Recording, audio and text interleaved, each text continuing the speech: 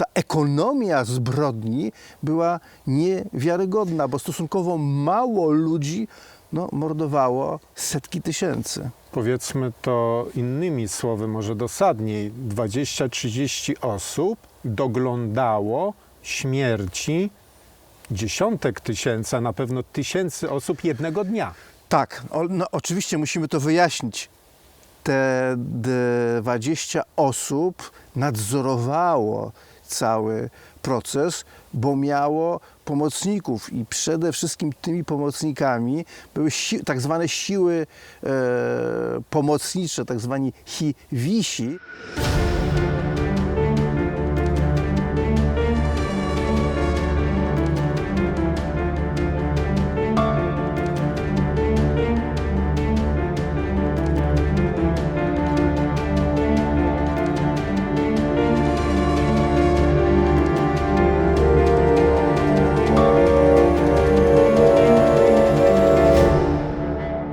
Sobibór nadzorowała grupa wyszkolonych morderców, wykonujących zazwyczaj z niezmiernym okrucieństwem powierzone im zadania.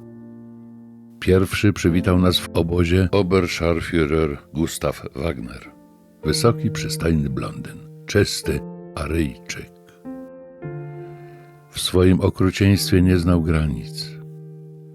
Za każdym razem, gdy wypatrzył w grupie gotowych do wyjścia do pracy więźnia, który z jakiegoś powodu mu się nie spodobał, natychmiast decydował o jego losie. Wyciągał nieszczęśnika z szeregu i osobiście odprowadzał do lazaretu. Wracał po pewnym czasie sam, w doskonałym nastroju. Jednym z najbardziej bezwzględnych morderców był bez wątpienia Scharführer Paul Gott. Często korzystał ze swojego zaufanego pomocnika, psa o imieniu Barry, wielkiej, dzikiej, dobrze wyszkolonej, posłusznej swemu panu bestii. Za każdym razem, kiedy Gott krzyknął „Żyd!”, pies atakował i gryzł wskazanego w genitalia. Wtedy Grot pytał głosem pełnym współczucia: „Biedaku, co ci się stało? Na pewno będzie ci teraz ciężko pracować, prawda? Chodź ze mną, zaprowadzę cię do szpitala”.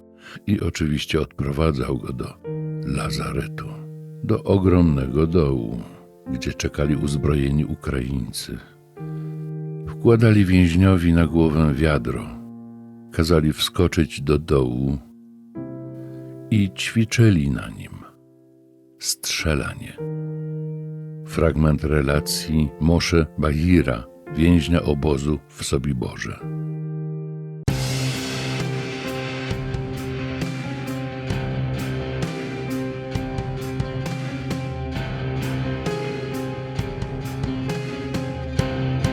Jesteśmy w Treblince, największym obozie, który służył zagładzie Żydów w ramach akcji Reinhardt, ale były jeszcze dwa obozy, obóz w Bełżcu i Sobiborze. Porozmawiajmy o Sobiborze i pomówmy o tym, jak ta zbrodnia była dokonywana, jak ta zbrodnia była realizowana. Pomówmy o technologii zbrodni. Tak, zacząłeś od Treblinki, no bo jesteśmy na terenie niemieckiego obozu zagłady w Treblince, ale jest związek między obozem w Sobiborze a obozem w Treblince, bo można powiedzieć, że obóz w Sobiborze, położony także w lubelskim dystrykcie generalnego gubernatorstwa, podobnie jak Bełżec, Treblinka to jest dystrykt warszawski,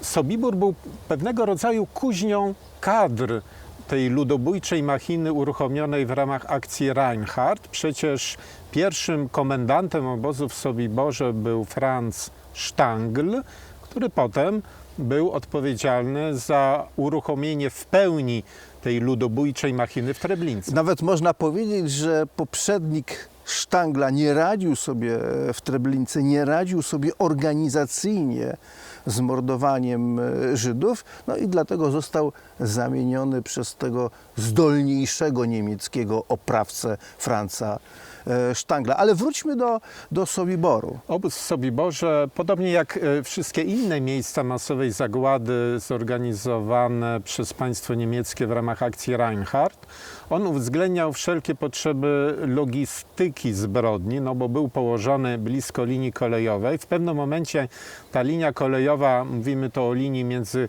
Chełmem a Lublinem, była remontowana, dlatego ten obóz w Sobiborze nie rozpędził się w tej machinie ludobójstwa do takiej skali, jak miało to miejsce w Bełżcu i Treblince. Według niektórych szacunków w Sobiborze zginęło około 200 000 ludzi. Można powiedzieć prawie 200 000 ludzi bo my rozmawiając mówimy o tych ogromnych liczbach, prawda? Mówimy o 200 000 w Sobiborze, o prawie 500 000 zamordowanych Żydów w Bełżcu, o prawie 900 000 w Treblince. Ale jaka była organizacja? Jak wiele ludzi mordowało? Jakie są liczby? I tu musimy powiedzieć, że jeśli idzie na przykład o niemieckie załogi w każdym z tych obozów, to one były stosunkowo mało liczne, bo to było 20-30 osób, które jednocześnie były na terenie tego obozu. Ta ekonomia zbrodni była niewiarygodna, bo stosunkowo mało ludzi mordowało setki tysięcy. Powiedzmy to innymi słowy, może dosadniej, 20-30 osób doglądało śmierci dziesiątek tysięcy, a na pewno tysięcy osób jednego dnia. Tak, oczywiście musimy to wyjaśnić. Te 20 osób nadzorowało cały proces, bo miało pomocników i przede wszystkim tymi pomocnikami były tak zwane siły pomocnicze, tak zwani Hiwisi, i oni głównie to byli Ukraińcy, tak? I już w takim obozie tych strażników ukraińskich, tych zarządców ukraińskich, było stosunkowo więcej, bo było ich już kilkaset, kilkadziesiąt Niemców, kilkadziesiąt tych ukraińskich pomocników, i tu pomiędzy tymi dwoma grupami była ścisła hierarchia, bo to byli głównie niemieccy oficerowie i podoficerowie, i ci ukraińscy pomocnicy byli jednak grupą podporządkowaną, w pełni podporządkowaną Niemcom. Dodajmy jeszcze dla porządku, że nie każda osoba, która mówiła po ukraińsku, była etnicznym Ukraińcem, bo też była spora grupa niemieckich osadników, osadzonych jeszcze w czasach tak zwanych Volksdeutschów, ale oni mieli troszeczkę wyższy status niż... Ale to też była grupa, o której należy wspomnieć. Ale tak, dlaczego właściwie 20-30 oprawców było w stanie skontrolować czy nadzorować proces mordowania tysięcy osób? I dlatego trzeba w tym kontekście podkreślić, że te osoby, które były mordowane, one już przyjeżdżały tu, w to miejsce, czy do Bełżca i Sobiboru, już wycieńczone, długą podróżą, chociaż na mapie te odległości między na przykład Warszawą a Treblinką, czy między Lublinem a Bełżcem są niewielkie, ale te między Warszawą a Treblinką w prostej linii jest około 75 km, czyli pociąg powinien dojechać w ciągu godziny, dwóch. Ale składy z bydlęcych wagonów, gdzie pakowano tych ludzi ściśniętych, oblanych chlorem, do których strzelano do tych zamkniętych wagonów, żeby jeszcze zrobić miejsce. Oni dopiero docierali na miejsce kaźni po paru dniach, wycieńczeni. Wielu z nich bo te zginęło. pociągi nie były pociągami, nazwijmy to, specjalnego nadzoru, tylko ostatniej kolejności. Przede wszystkim koleje obsługiwały niemiecką armię, która w tym czasie walczyła na wschodzie, i ta droga na przykład z Warszawy do Treblinki mogła rzeczywiście trwać kilka dni, a ci ludzie byli stłoczeni w tych wagonach, prawie jak sardynki, nie mieli picia, nie mieli jedzenia i część z nich nie dojeżdżała, bo umierała. Tak, to ten fetor rozkładających się ciał dobiegający z tych wagonów jeszcze przed dotarciem do miejsca kaźni, on rzeczywiście docierał do wielu okolicznych miejscowości, o tym mówią źródła historyczne. No i potem rozpoczyna się dla tych osób, które idą, oni jeszcze nie wiedzą, że to jest ich ostatnia droga. Ale przez kogo oni są przyjmowani? Oni są przyjmowani oczywiście przez oficera, tu jest najczęściej jakaś przemowa, on mówi tutaj jesteście w drodze na wschód, do pracy, ale tutaj trzeba łaźnie i dezynfekcja. Ale jeszcze jest trzecia grupa, która jak gdyby przyjmuje, tak przede wszystkim przyjmuje te ofiary. To są Sonderkommanda złożone z samych Żydów. To też są w każdym z obozów to też jest kilkaset, nieraz powyżej 1000 osób, które bezpośrednio obsługują tę machinę śmierci. No i oni zajmują się tą najstraszniejszą pracą, czyli pozbywaniem się trupów, bo to jest najgorsze. Ale zacznijmy od początku, tak? Oni są, ci ludzie wychodzą z pociągów i idą do łaźni, tak? Jak im się wmawia, no bo pierwsze, z czym stykają się przyjeżdżając do Bełżca, Sobiboru czy Treblinki, to jest inscenizacja.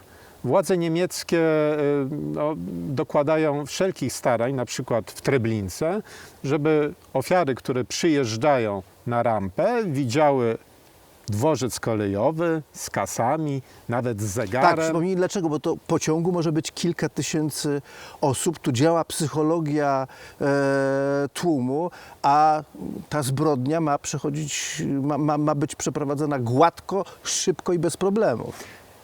Tak, i bez pozostawiania nadmiernych śladów, także dźwiękowych, więc puszczano także głośną muzykę. Nawet w niektórych miejscach kaźni była specjalna orkiestra. Złożone z więźniów. A na przykład pierwszy komendant obozu w Treblince, Eberl, przechadzał się, bo był lekarzem, przechadzał się w białym kitlu, żeby uspokajać, ponieważ wiedziano, że widok lekarza w białym fartuchu działa kojąco dla ludzi, którym kazano usiąść. Potem kazano się rozebrać, rozdzielano kobiety i mężczyzn, kobiety, dzieci i mężczyzn.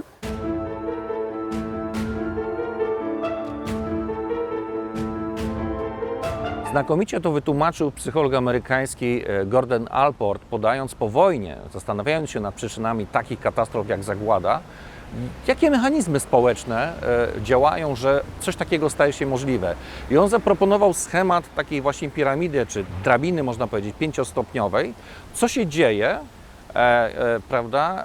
Bo to, że w społeczeństwie ujawniane są uprzedzenia jednych grup przeciwko drugim grupom, to jest rzecz naturalna. Ale co się dzieje w momencie, kiedy pojawiające się uprzedzenia na tym najniższym poziomie, czyli słownym, werbalnym, nie są hamowane, nie są, prawda, minimalizowane, kiedy ten przepływ nienawiści przechodzi w tym momencie w następne stadia. No i niestety cała historia zagłady, a liczymy ją od roku 1933 aż do zakończenia II wojny światowej, od momentu dojścia Hitlera, nazistów do władzy w Niemczech, ten plan właśnie od tej nienawiści werbalnej, dodajmy też obrazowej, potem mamy izolacja, prawda, wroga, dehumanizacja, czy też w przypadku Żydów demonizacja jednocześnie. To jest bardzo ciekawe, że jednocześnie te dwa procesy zachodziły. Potem już przychodzi do dyskryminacji już prawnej, kiedy właśnie mamy przykład ustaw norymberskich od 1935 roku. Po prostu uznano, kto jest tym Żydem, tym wrogiem, którego należy zwalczać, i izolowanie, niszczenie go w sposób prawny na wszystkich możliwych, prawda, poziomach i we wszystkich możliwych wymiarach. Potem przechodzi już właśnie, jeżeli to nie jest tamowane, na poziom już przemocy fizycznej wprost. Zakładanie pierwszych obozów koncentracyjnych w Niemczech. Taką cenzurą uznaną przez historyków jest Noc Kryształowa, prawda? Ta erupcja nienawiści w przemocy, tak, fizycznej, w niszczeniu obiektów żydowskich, domów i zabijaniu też ludzi już na taką pierwszą, większą skalę. No a jeżeli to nie jest tamowane, a to tak się właśnie rozwijało, no to od 1941 roku, od lata, w momencie, kiedy został otwarty front wschodni, mamy już przejście do poziomu ostatecznego, czyli eksterminacji. Bo my jesteśmy przyzwyczajeni do filmów, na przykład o Auschwitz, gdzie ludzie przybywają do obozu i jest selekcja. W tych obozach akcji Reinhardt nie ma żadnej selekcji. Ci wszyscy ludzie przeznaczeni są na śmierć. Bez wyjątku, może z jednym wyjątkiem, tak? Część z nich, niewielka część jest kierowana do tych Sonderkommand, które mają obsłużyć tę fabrykę śmierci, ale przyjazd tutaj równoważny jest z wyrokiem śmierci, no i z miejscem w komorze gazowej. Oni po to tutaj przyjeżdżają. I też są likwidowani zaraz po tym, jak nie są już potrzebni. Tak, bo to też są świadkowie. To są świadkowie, no, tak zwani Goldjuden na przykład, których zatrudniano do wyrywania złotych plomb z ciał ofiar. To jest straszliwy mechanizm, którym także próbowano wciągnąć, jeżeli mówimy o tych komandach, także te żydowskie ofiary, ale no właśnie, miejsce kaźni to są komory gazowe, których ilość jest systematycznie w miarę rozkręcania akcji Reinhardt rozbudowywana, ale także Niemcy dokonują wielu wysiłków, żeby potem zatrzeć ślady. I to jest największy problem, co zrobić z zwłokami. Ci technolodzy śmierci, można powiedzieć mistrzowie, niemieccy mistrzowie śmierci mają z tym największy problem, bo no, liczba zwłok jest niewiarygodna. To są tysiące, czy nawet niekiedy dziesiątki tysięcy dziennie. Najpierw próbowano tych ludzi zakopywać w ogromnych, głębokich dołach. To były doły kilkadziesiąt metrów, o bokach po kilkadziesiąt, nieraz 70 metrów. Tych ludzi układano, zasypywano wapnem i potem zasypywano piaskiem. No ale to też miało swoje ograniczenia, no bo tak ogromna liczba ciał sama i szybko nie znika. W 1943 roku przyszła oficjalna dyrektywa Reichsführera Heinricha Himmlera, że wszystkie ciała muszą być skremowane, spalone. Dlatego trzeba było otworzyć te masowe groby w Treblince, w Bełżcu, w Sobiborze. Otwierano to koparkami wybierano ciała, które już się rozkładały i wymyślono na pewnych machinach. Wymyślono tak zwane ruszty, czyli wymyślono, że te zwłoki trzeba palić. Z czego taki ruszt się składał? Na cegłach kładziono po prostu szyny, na tych szynach kładziono zwłoki i przekładano te zwłoki drzewem, potem to podpalano, no i w ten sposób pozbywano się zwłok. To nie koniec, To nie koniec. Były maszynki do rozdrabniania kości, do mielenia kości, do pozostałości kostnych tych ofiar. Makabryczne rzeczy i to robił niemiecki naród kulturowy. Machiny do mielenia kości setek tysięcy ludzi. Tak. I w tym momencie, kiedy pozbyto się, czy spopielono ofiary, no, Niemcy wiedząc już, no bo już pod koniec 43 czy na początku 44 roku chyba już tylko najbardziej naiwni, najbardziej wierzący w Hitlera nie mieli wątpliwości, jak wojna się skończy. Potem Niemcy zaczęli te miejsca po prostu równać z gruntem. Tu miał i rzeczywiście nie pozostał ślad po obozach. Tak, to jest przerażające. Ta skrupulatność w konstruowaniu i potem uruchamianiu machiny zbrodni i potem równie makabryczna machina zacierania śladów. Rzeczywiście do końca 1943 roku Niemcy zlikwidowali obozy zagłady w Bełżcu, Treblince i Sobiborze, likwidując także komory gazowe, wyciągając ciała pomordowanych osób, paląc je, mieląc je i ponownie chowając w ziemi. Teren zaorano, posadzono łubin, jak na przykład w Treblince, albo drzewa, tak żeby świat nie był świadkiem tego, czego robiono bez złych pobudek My tutaj dla Rzeszy. tutaj chodząc w Treblince, tutaj dyrektor Treblinki pokazywał nam te grubsze drzewa. Te grubsze drzewa były już świadkami zbrodni, ale te cieńsze, które są prawdopodobnie tutaj, część z nich, to są drzewa wysiane już przez Niemców po to, żeby zatrzeć ślady zbrodni.